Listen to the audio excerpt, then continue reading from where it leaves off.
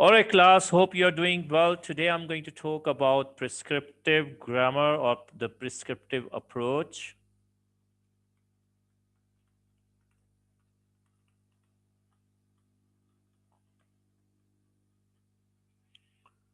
You might have heard in your school days that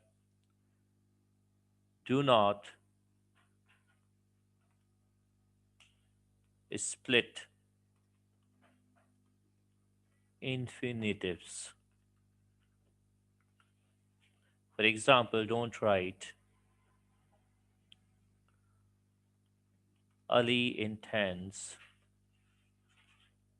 to badly treat his brothers. Why? Because this word badly is splitting in the infinitive to treat. So rather, you should write Ali intends to treat his brothers badly. Now, the rule you learned is basically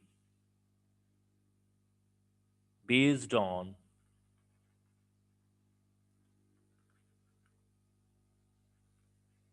the Latin grammar or Latin grammar. Because in Latin, the infinitives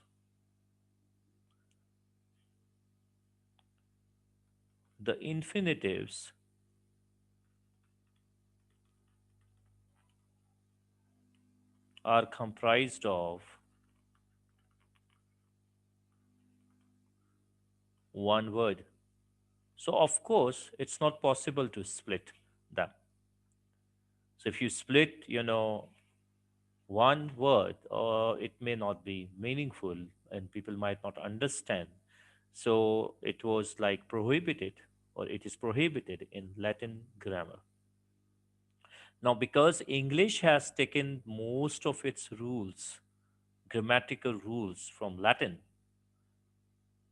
so irrespective of whether this is applicable in real life, English language or not, authorities advise that not to use split infinitive, or they advise not to split infinitive, right?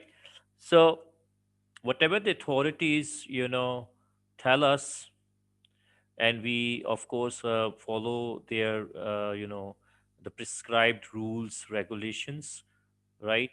uh, it's fine, right? If we are, learning English in an academic environment, because of course, unless we follow the rules, we may not be taken as educated people. But in real life, the use of English may be slightly different, because people, they speak in the manner that suits them.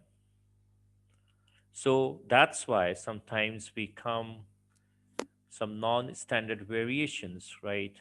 Of yes, variations, right? Okay, in which the prescribed rules are broken or are being broken. For example, many English people, they say me and my friends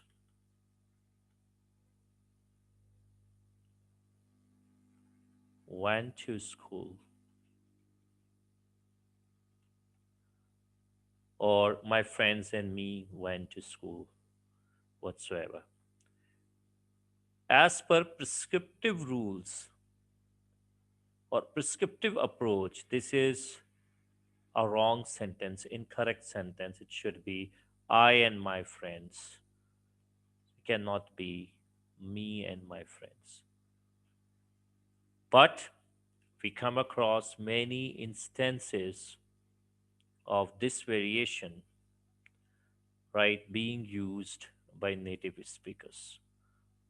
So that means there got to be another approach to analyze language, or the approach which should analyze the real life use, the real language by the real people. And that approach is called descriptive approach, which I'll talk about in the next slide. I hope you have understood what is prescriptive approach. The prescriptive approach tells us about the formal rules to use the language, or they tell us about what is the appropriate, you know, language basically, based on grammatical rules, and most of the rules are basically rooted in Latin grammar, or they have been driven from Latin grammar, right? Now let's go ahead and have a look at another slide.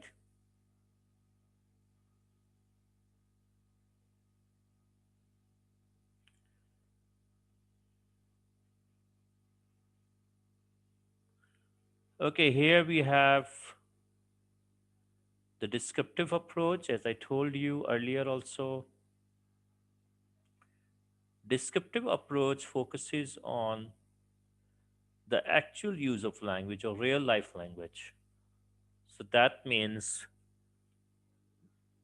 the analysts who actually are analyzing, or who analyze, language using the descriptive approach, they are of the view that language is used by people. So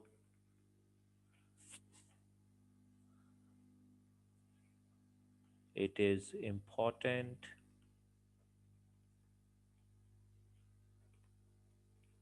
to analyze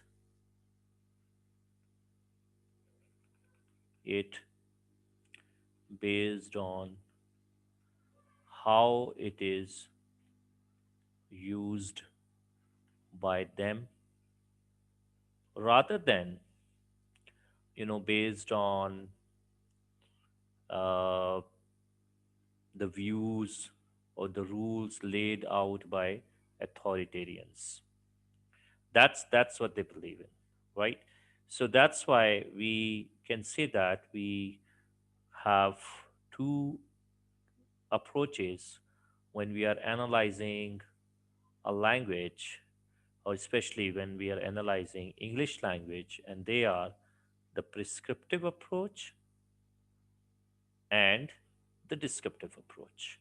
Descriptive approach, how people use or are using a particular language, right? Okay, or how people are using English.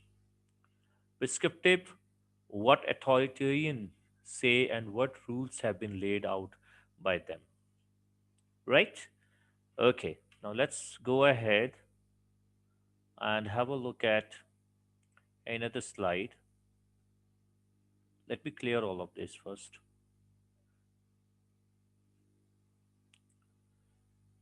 The next slide is about the structural analysis. So when, you know, linguists or analysts, they got interested in the descriptive approach, they actually devised some ways to analyze English language. And one of them was a structural analysis, right? So they actually set up some frames, and they were named as test frames. And here is one of the examples of such test frames. For example, over here, they have written the dash makes a lot of noise. Now, in this slot, what categories can come. So I can say the car, fine. I can say uh, the boy, okay. Can I say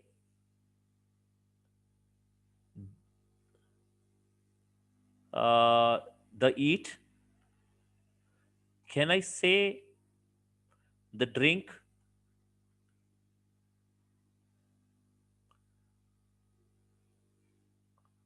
Okay. Can I say the walk? Can I say the talk? Can I say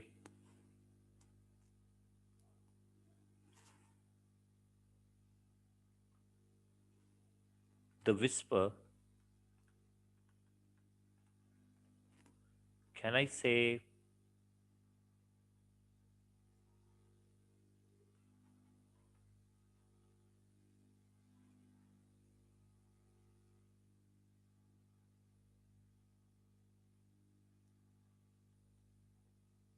read? Probably I can't because most of them are verbs. And if they are not, all of them are not verbs, and they are also like, um, they also fall, sorry, they also fall under another category that is of noun, then they might fit over here or fit in this slot. For example, car, boy, man, right? Okay, probably machine, right? All of them, they can fit over here, right? So I can say the car, I can say the boy, I can say the man, I can say the machine. And if I just have a look at them, all of them are nouns. So I can say that whatever the word which fits over here, right, probably is a noun, right? So of course over here we do have words which are nouns and verbs both, right? Eat cannot be a noun. So if I say the eat makes, won't make any sense. Uh, Apart from whether this is meaningful or not. Okay, if I fit over here, drink. The drink makes a lot of noise as a noun. It does fit over here, right? Irrespective of what meaning it gives, right? I'm not talking about semantics over here. Syntax is fine if I put this over here, right? Okay, same goes for some other verbs which are nouns as well. So what actually did they do?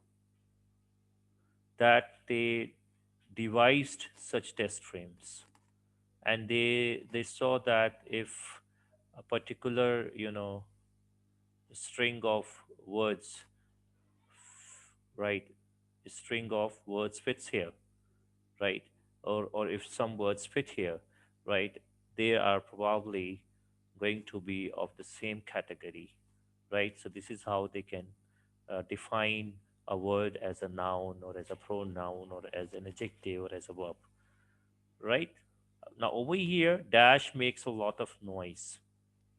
So probably I can use here, I can say that, okay, Ali makes a lot of noise. I can say a car makes a lot of noise. I can say a boy makes a lot of noise, right? So this is how I can learn that all of them belong to one category, right? So they all of them are nouns, right? Okay. But can I say men makes a lot of noise? Of course not. That means these sort of tests, right, could not analyze uh, some categories of forms which involved especially tense, or which involved agreement, okay, these sort of things. But there were multiple test frames. This is one introduction just to give you an idea that how they uh, you know they actually went about analyzing the use of language in real life, because they actually did not they didn't want to use prescriptive the rules laid out by prescriptive grammar, right? So that's why they devised such test frames. All right, let's go ahead. Let me clear all of this. Okay, now let's go ahead.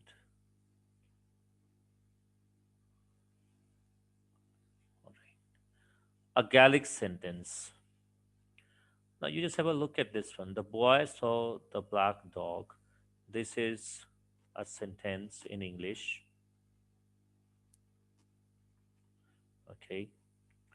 Now, when this sentence was translated or is translated into Gaelic, it says, saw the boy the dog black. So that means this Scottish, you know, language, right, has a different phrase structure or sentence structure. We can see that here verb is coming first, then noun phrase, then we can have two noun phrases here, and then we can see that adjective comes after the noun, whereas in English determiner comes before a noun, then a verb, then we can have another noun with determiner, right? And adjectives, they come after a noun like dog here. So we can see that the structure of English language is different from the structure of Gaelic, and this is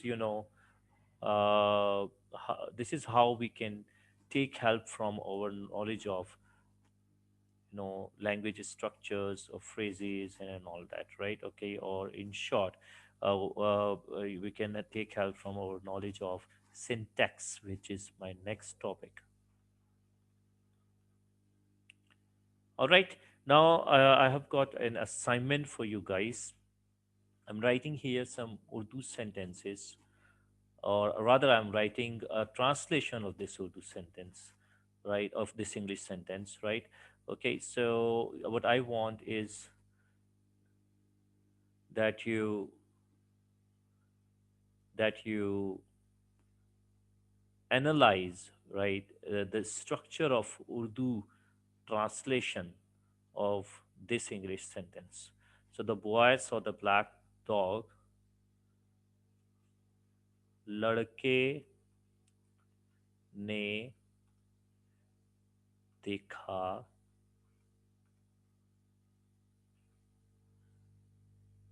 काला कुत्ता. The way I analyzed Gaelic sentence, the translation of this English sentence into Gaelic, right? I've translated this English sentence into Urdu. So the way I analyze this one, the Gaelic translation, right? So the boy, the dog, black, right? You try to analyze this one. Try to analyze where do we have nouns in this sentence, where verbs, what is the structure, what can go with what or which, right? So you got to have a look at all of these things. Got it? So analyze this one. This is your assignment. Thank you, class. I hope you've understood everything. If you still have any questions, right, or any question, you can ask me during our live session. Thank you. Take care of yourself.